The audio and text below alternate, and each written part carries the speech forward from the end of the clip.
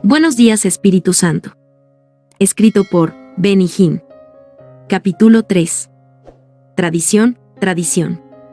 Entré en mi cuarto, y como magnetizado, fui atraído hacia aquella Biblia grande negra. Era la única Biblia en nuestro hogar. Mamá y papá no tenían ninguna. Yo no tenía idea de dónde había venido, pero había sido mía hasta donde yo podía recordar. Las páginas casi no se habían abierto desde nuestra llegada a Canadá, pero ahora oré: Señor, tienes que mostrarme lo que me pasó hoy. Abrí la escritura y comencé a devorarla como un hombre hambriento a quien se le acaba de dar un trozo de pan. El Espíritu Santo vino a ser mi maestro. En ese tiempo yo no lo sabía, pero es exactamente lo que milagrosamente comenzó a suceder. Tú ves, los muchachos en la reunión de oración no dijeron: aquí está lo que dice la Biblia. Ellos no me dijeron nada. En realidad, no tenían idea de lo que había ocurrido durante las 24 horas pasadas. Y, por supuesto, yo no le dije una palabra de ello a mis padres. Comencé leyendo los evangelios. Me encontré a mí mismo diciendo en voz alta: Jesús, ven a mi corazón. Por favor, Señor Jesús, ven a mi corazón. En pasaje tras pasaje de las Escrituras veía el plan de salvación que se abría. Era como si nunca antes hubiera leído la Biblia. Oh, amigo, esta era viva. Las palabras fluían del manantial, y bebí libremente de ella. Finalmente, a las 3 o 4 de la mañana, con una paz suave que nunca antes había conocido, me quedé dormido. Perteneciendo. El día siguiente en la escuela yo busqué a aquellos fanáticos, y les dije: oigan, me gustaría que me llevaran a la iglesia de ustedes. Ellos me hablaron de una fraternidad semanal a la que asistían y me ofrecieron llevarme, 2 días más tarde. Aquel jueves en la noche me encontré en las catacumbas. Así ellos la llamaban. El servicio era igual que la reunión de oración de aquella mañana en el colegio. La gente levantaban las manos, adorando al Señor. En esta ocasión me uní a ellos. Jehová Jireh, mi proveedor, su gracia es suficiente para mí, cantaron una y otra vez. Me gustó aquella canción desde el primer momento que la oí, y me gustaba aún más cuando supe que fue escrita por la esposa del pastor, Merla Watson. Su esposo era el pastor de este rebaño tan extraordinario. Las catacumbas no era una iglesia típica. La gente que asistía era una multitud de cristianos exuberantes que se reunían todos los jueves por la noche en la Catedral de San Pablo, una iglesia anglicana en el centro de Toronto. Estos eran días del movimiento de Jesús, cuando los llamados hippies se estaban salvando más rápido de que lo que les llevaba a cortarse el pelo. Imagínate, yo tampoco había visto una silla de barbero en largo tiempo. Miré alrededor. El lugar estaba lleno de jóvenes como yo. Era digno de verse. Saltaban para arriba y para abajo, danzando y cantando alegres al Señor. Era difícil para mí creer que un lugar como aquel existiera en verdad. Pero de alguna manera, desde aquella primera noche, yo sentí que pertenecía a aquel grupo. Sube allá. Al concluir la reunión, Merv Watson dijo: quiero que todos ustedes, los que desean hacer una confesión pública de sus pecados, pasen al frente. Vamos a orar con ustedes mientras le dicen a Cristo que venga a su corazón. Yo comencé a estremecerme y a temblar. Pero pensé: yo no tengo que ir allá, porque ya estoy salvo. Sabía que el Señor se había hecho cargo de mi vida a las 8:05 del lunes en la mañana. Y ese día era jueves.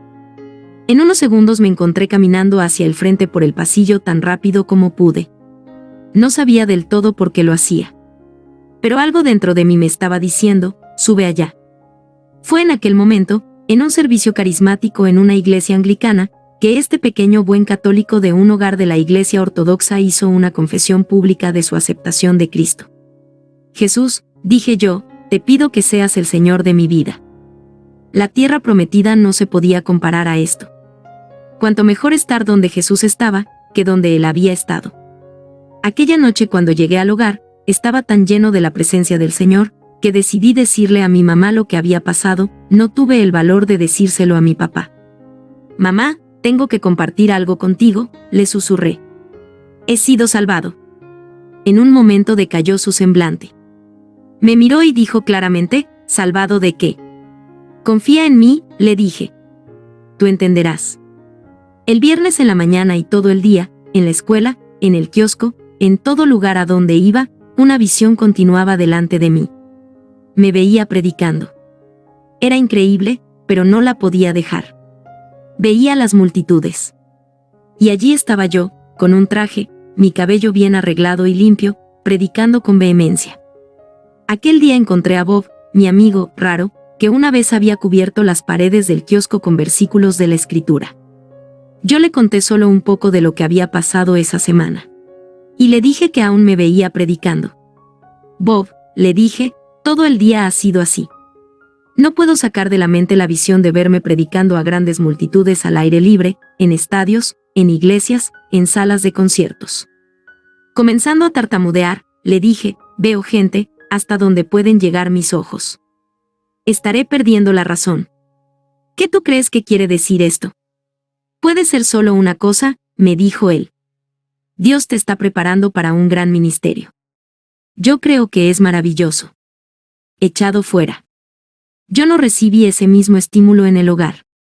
Por supuesto, no les podía decir lo que, en realidad, el Señor estaba haciendo. La situación era terrible.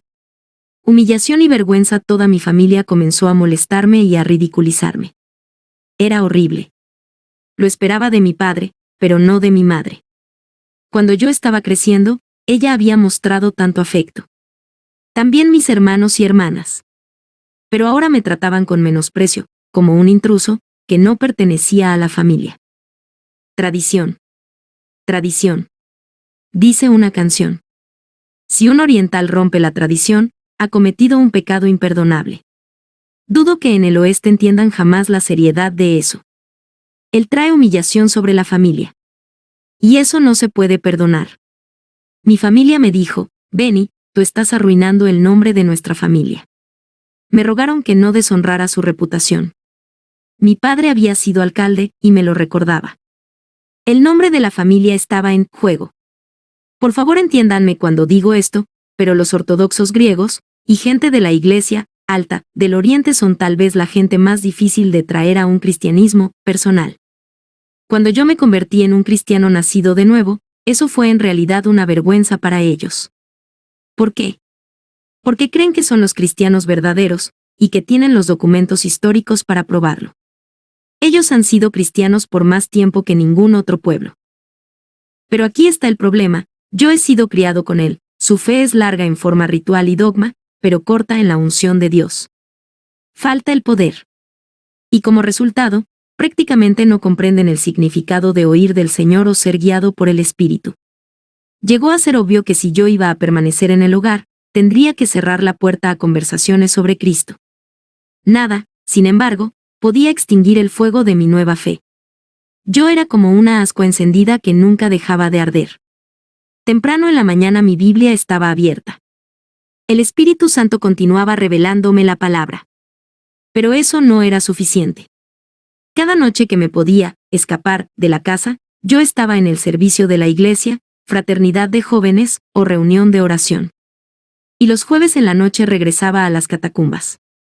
Nunca podré borrar de mi memoria el día que mencioné a Jesús en mi hogar. Mi padre vino hacia mí y me dio en la cara. Sentí el dolor. No era la roca de Jerusalén ahora. Era un dolor diferente. Pero el dolor que sentía era por mi familia. Yo los amaba tanto y agonizaba por su salvación. En realidad, fue culpa mía. Mi papá me había advertido, tú mencionas el nombre de Jesús otra vez, y desearás no haberlo hecho. Gruñía con odio mientras me amenazaba con echarme fuera de la casa. Yo comencé a hablarle del Señor a mi hermanita, Mary. De alguna manera mi papá se enteró, y su ira se manifestó de nuevo. Me prohibió que jamás le volviera a hablar a ella de cosas espirituales. Tiempo para el psiquiatra. Aún mis hermanos me perseguían. Ellos me ponían todos los nombres bajo el cielo, y algunos debajo de la tierra. Yo seguí así por mucho tiempo. En mi cuarto oraba, Señor, ¿tendrá fin esto? ¿Llegarán ellos algún día a conocerte? Llegó un momento en que no podía hablar con ningún miembro de mi familia. Yo no tenía que buscar la definición de ostracismo, pues lo estaba experimentando. Trajeron a mi abuela desde Israel solo para que me dijera que yo estaba loco. Eres una vergüenza para el nombre de la familia, me dijo ella. ¿No entiendes la vergüenza que estás causando? Mi padre hizo una cita para que yo viera a un psiquiatra. Evidentemente, creyó que yo había perdido la razón. ¿Y cuál fue la conclusión del doctor? Puede ser que su hijo esté pasando por algo. Él saldrá de eso. Su próxima táctica fue conseguirme un trabajo que me mantuviera tan ocupado que no tuviera tiempo para Jesús. Fue a ver a uno de sus amigos y le dijo, me gustaría que le ofrecieras un trabajo a mi hijo Benny. Papá me llevó a su negocio y esperó en el automóvil mientras yo entraba. El hombre era uno de los seres más rudos, duros, de espíritu perverso que jamás he conocido. Era obvio que yo no podía trabajar para tal persona. Volví al auto de mi padre y le dije, padre, nunca podría tenerlo como mi jefe. En verdad, ese día lo sentí por mi padre. Él estaba en un aprieto. Me dijo, Benny, ¿qué tú quieres que yo haga por ti? Dímelo. Yo haré cualquier cosa que me pidas si por favor dejas este Jesús tuyo. Papá, le dije yo, tú me puedes pedir todo lo que quieras pero yo moriría antes de dejar lo que he encontrado. Era una escena fea. Él cambió de un padre amistoso a un extraño sarcástico. Todo lo que él tenía que ofrecer era otro torrente de odio, otro azotamiento con la lengua. El año siguiente, casi por 2 años, mi padre y yo apenas tuvimos comunicación. En el comedor él no me miraba. Yo era totalmente pasado por alto. Finalmente se hizo insoportable para mí aún sentarme y ver las noticias de la noche junto con mi familia. ¿Qué hacía? Me quedaba en mi cuarto. Pero mirando atrás, puedo ver que el Señor sabía exactamente lo que estaba haciendo. Pasé cientos de horas, miles, a solas con Dios. Mi Biblia siempre estaba abierta. Oraba y estudiaba, adoraba. Me banqueteaba con el maná celestial que necesitaría en los años venideros. Yo tengo que obedecer al Señor. Ir a la iglesia era un problema gigante. Como deseaba yo ir, pero mi padre decía, absolutamente no, una y otra vez. En realidad, esa era prácticamente la única conversación que teníamos, discusiones acerca de la casa del Señor. Los orientales consideran increíble que se desobedezca a los padres. Para este tiempo yo tenía casi 21 años. Y vívidamente, recuerdo la noche en que me atreví a decirle a mi padre, yo te obedeceré en cualquier cosa que tú desees, pero en lo de ir a la iglesia no te obedeceré. Yo tengo que obedecer al Señor. Él se quedó petrificado. Como si le hubieran dado un tiro. Y pareció encolerizarse más. Por respeto hice todo lo que pude por ser obediente. Yo le preguntaba, ¿puedo ir a la iglesia esta noche? Él decía no, y yo iba a mi cuarto y oraba, por favor, Señor, por favor cambia su manera de pensar. Entonces yo bajaba las escaleras y le preguntaba otra vez. ¿Puedo ir? No, refunfuñaba él. Y yo volvía a subir. Poco a poco, él comenzó a ceder. Los catacumbas alquilaron otro edificio para tener servicios los domingos, y allí estaba yo. Los estudios bíblicos eran los jueves y viernes, y la reunión de jóvenes los sábados por la noche. Estas reuniones llegaron a ser toda mi vida. 2 años después de mi conversión, mi crecimiento espiritual estaba como un cohete moviéndose en órbita. Al final de 1973, Merv y Merla Watson me invitaban a unirme a ellos en la plataforma para ayudarlos a dirigir la alabanza y la adoración. Pero yo no podía hablar en público. Jim Pointer, el pastor lleno del Espíritu, de la Iglesia Metodista Libre, me había visto allí. Y un día paró en el kiosco solo para hablar sobre las cosas del Señor. Ahí fue donde me invitó a ir con él a la reunión de Culmen en Pittsburgh. Mi encuentro personal con el Espíritu Santo después de esa reunión fue asombroso. Pero me llevó algunos días darme cuenta de las dimensiones de la revelación de Dios a mí. Por este tiempo cambié de trabajo. Acepté una posición de oficinista en la Junta del Colegio Católico en Toronto. Estoy seguro de que ellos a veces tenían interrogantes acerca de mí. Yo tenía una sonrisa en mi rostro solo de pensar acerca de lo que Dios estaba haciendo en mi vida. Tan pronto como terminaba mi trabajo, me iba a la casa y subía rápidamente las escaleras que conducían a mi cuarto y comenzaba a hablar con él. Oh, Espíritu Santo, estoy tan contento de regresar aquí a solas contigo. Sí, él siempre estaba conmigo, pero mi cuarto llegó a ser un lugar sagrado, especial. A veces, cuando yo no estaba trabajando me quedaba en la casa todo el día, solo para tener comunión personal con él. ¿Qué estaba yo haciendo? Teniendo comunión. Comunión con el Espíritu. Y cuando no estaba en el trabajo o en mi cuarto, trataba de ir a la iglesia. Pero no le decía a nadie lo que me estaba pasando. Cuando salía de la casa en la mañana, él salía conmigo. En realidad sentía a alguien a mi lado. En el ómnibus sentía la urgencia de comenzar a hablar con él, pero no quería que la gente pensara que yo estaba loco. Aún en el trabajo, había ocasiones cuando yo le susurraba cosas a él. En el almuerzo, él era mi compañero. Pero día tras día, cuando llegaba a la casa, subía a saltos aquellas escaleras, cerraba la puerta de mi cuarto, y decía, ahora estamos solos. Y mi viaje espiritual continuaba. Unción en el automóvil. Permíteme explicar que muchas veces yo no estaba consciente de su presencia. Sabía que él estaba conmigo, pero me había acostumbrado tanto a él, que no sentía la electricidad de aquellos tiempos especiales. Pero otros lo sentían. Muchas veces cuando mis amigos venían a verme, ellos comenzaban a llorar por la presencia del Espíritu Santo. Una vez Jim Pointer llamó para decirme, quiero recogerte y llevarte a una iglesia metodista donde yo estoy cantando. Tú puedes cantar conmigo si quieres. Yo no era cantante, pero lo ayudaba de vez en cuando.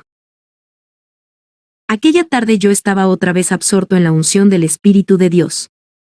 Entonces oí a Jim tocar la bocina. Al bajar las escaleras corriendo e ir hacia el auto, sentí realmente la presencia del Señor que corría conmigo. Al momento de sentarme en el asiento del frente y cerrar la puerta, Jim comenzó a llorar. Él comenzó a cantar el coro, Aleluya. Aleluya. Se volvió a mí y dijo, Benny, puedo sentir al Espíritu Santo en este automóvil. Por supuesto, su presencia está en este auto, dije yo, ¿en qué otro lugar puede estar? Para mí había llegado a ser la norma. Pero Jim casi no podía manejar. Él continuaba llorando delante del Señor. Una vez, mi madre estaba limpiando el pasillo, mientras yo estaba en mi cuarto hablando con el Espíritu Santo. Cuando salí, ella cayó hacia atrás. Algo la había empujado contra la pared. Yo dije, ¿qué te pasa, mamá?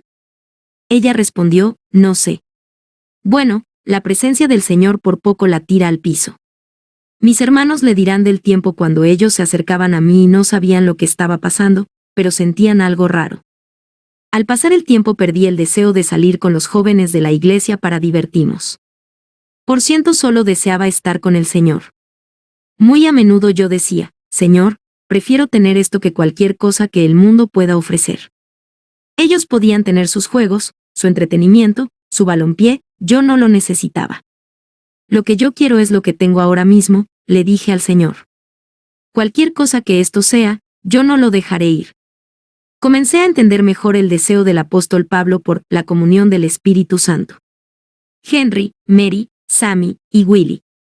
Ahora aún los miembros de mi familia estaban haciendo preguntas. El Espíritu del Señor permeaba nuestro hogar en tal forma que mis hermanos y hermanas comenzaron a sentir hambre espiritual. Uno por uno, venían a mí y comenzaban a hacer preguntas.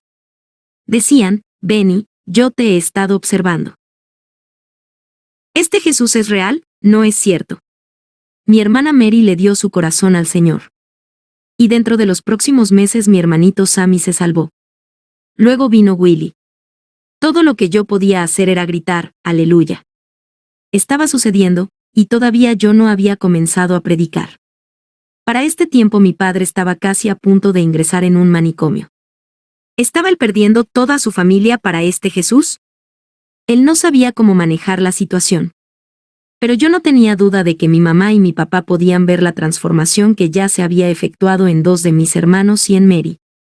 Cuando yo le di mi vida al Señor, tuve unos encuentros maravillosos con Él.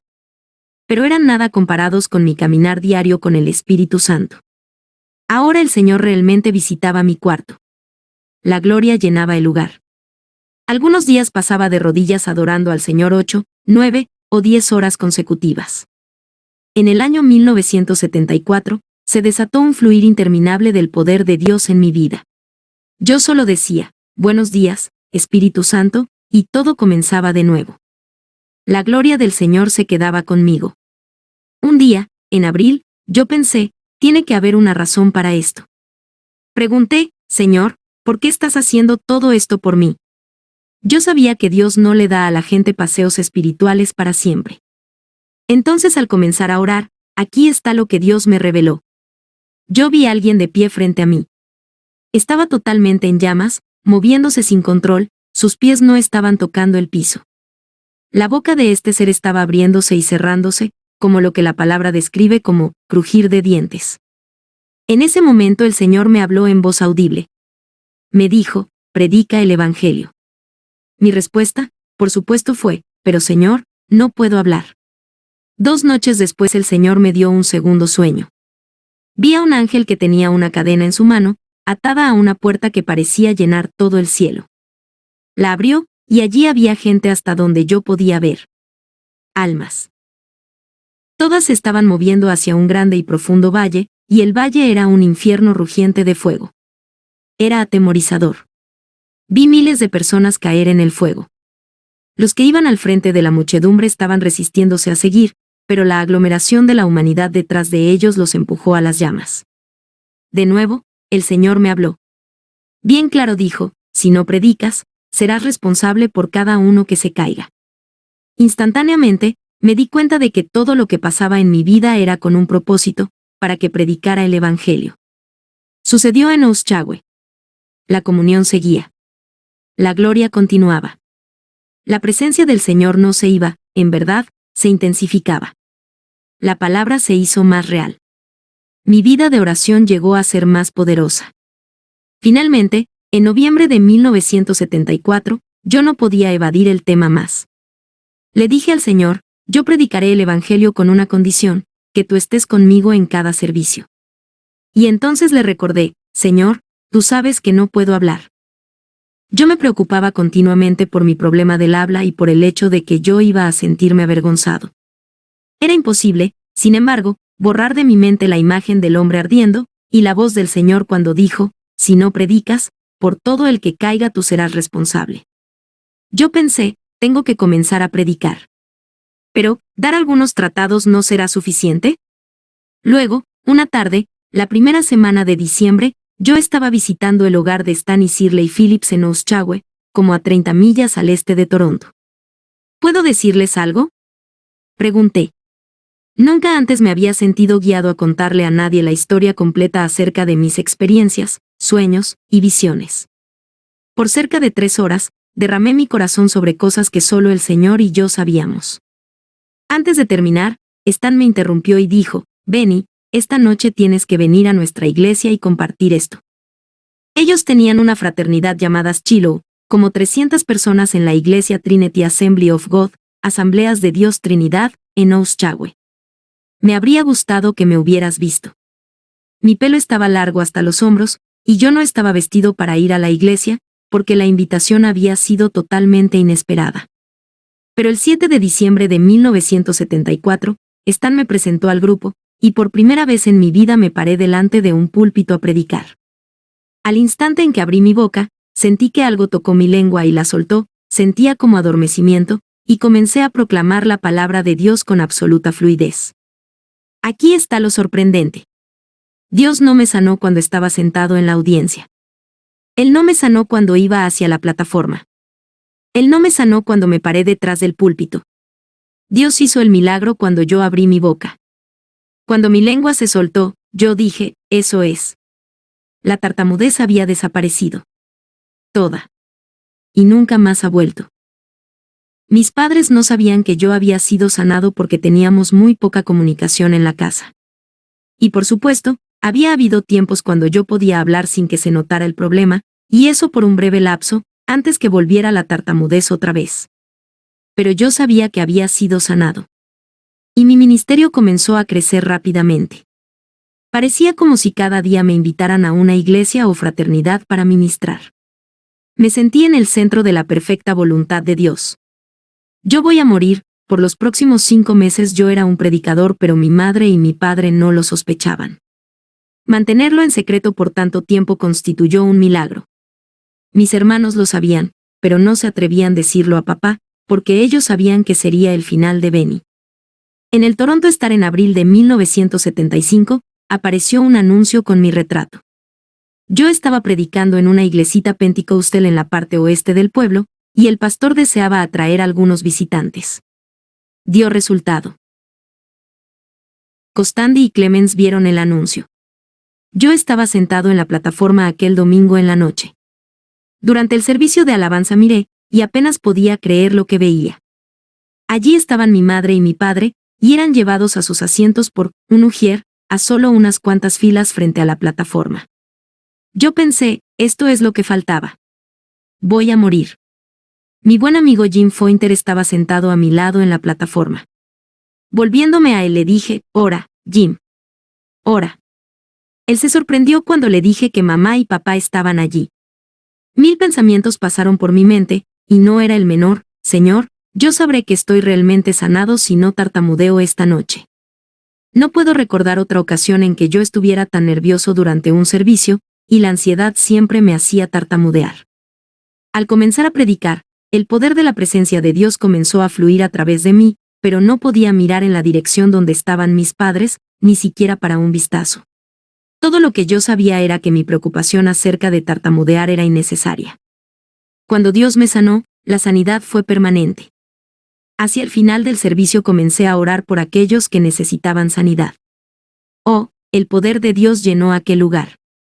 Mientras la reunión estaba finalizando, mis padres se pararon y salieron por la puerta de atrás. Después del servicio le dije a Jim, tienes que orar. ¿Te das cuenta de que en las próximas horas se decidirá mi destino? Puede que tenga que dormir en tu casa esta noche. Aquella noche manejé alrededor de Toronto sin rumbo fijo. Yo deseaba esperar hasta por lo menos las 2 de la madrugada para llegar a casa. Para esa hora yo sabía que mis padres estarían acostados. Realmente yo no deseaba enfrentarlos. Pero más adelante hablaré sobre eso.